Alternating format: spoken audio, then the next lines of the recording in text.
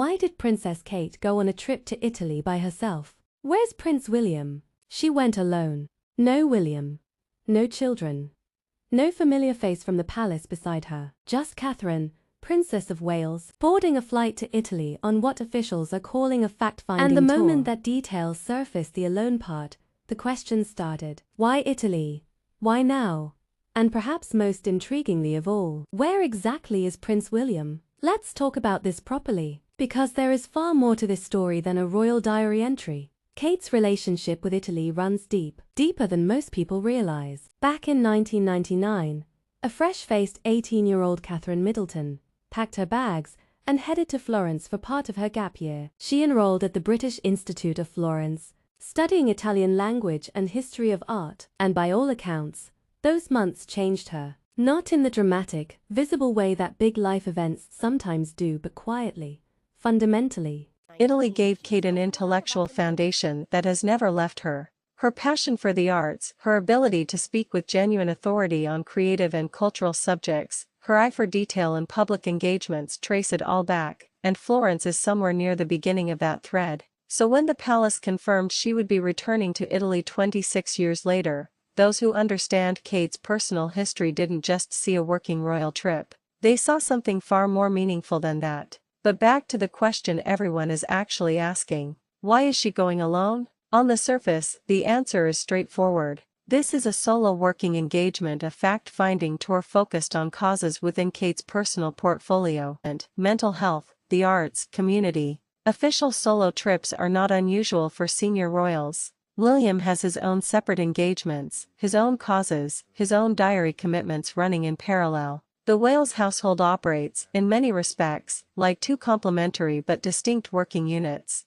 So technically, nothing unusual here. And yet, the timing feels significant. Kate's return to public life following her cancer diagnosis and treatment has been measured, deliberate, and deeply personal. She is not simply slotted back into the pre-illness schedule. She has been choosing carefully, visibly what she shows up for and why. Every engagement since her return has carried a sense of intentionality that wasn't always as obvious before. So when she chooses Italy, solo, at this particular moment in her life, it is worth pausing on that. This is a woman who has been through something most of us cannot fully imagine. A private cancer diagnosis, treatment carried out largely away from public view, and then the slow, considered process of returning to a life that is, by its very nature, lived almost entirely in public. That tension between the deeply private experience of serious illness and the very public role she carries is one Kate has navigated with remarkable composure. But composure does not mean it has been easy. And Italy, perhaps, represents something in that journey that goes beyond the official itinerary. There is a reason people return to the places that shaped them. It is rarely just logistics. It is rarely just schedule. When you go back to a city that changed you, that cracked something open in you at a formative age, you are not just revisiting geography. You are revisiting a version of yourself. The person you were before life got complicated, before responsibility, before scrutiny, before illness, before everything. What do you think Kate is looking for on this trip? Not officially, personally. That is the question worth sitting with.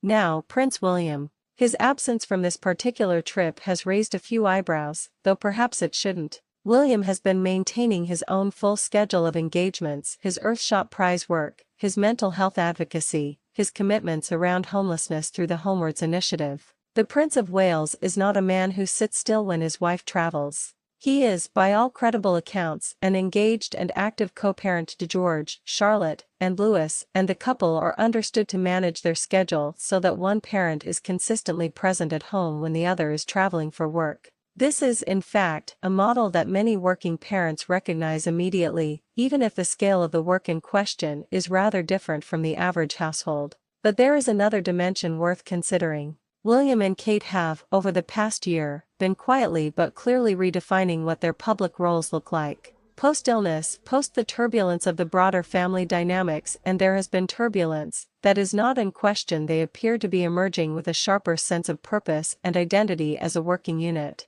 More selective, more grounded, more focused on the causes they actually believe in rather than simply the causes tradition assigns them. Kate going to Italy alone, then, could also be read as part of that evolution. A senior working royal, standing fully in her own authority, conducting high-level engagements independently, not as a half of a famous couple, but as a principal in her own right. And that matters. Because for much of Kate's public life, particularly in the early years, she was seen, fairly or not, primarily in relation to William, the future king's wife, the woman beside him, enormously popular, yes, admired, yes, but somehow always slightly secondary in the public narrative.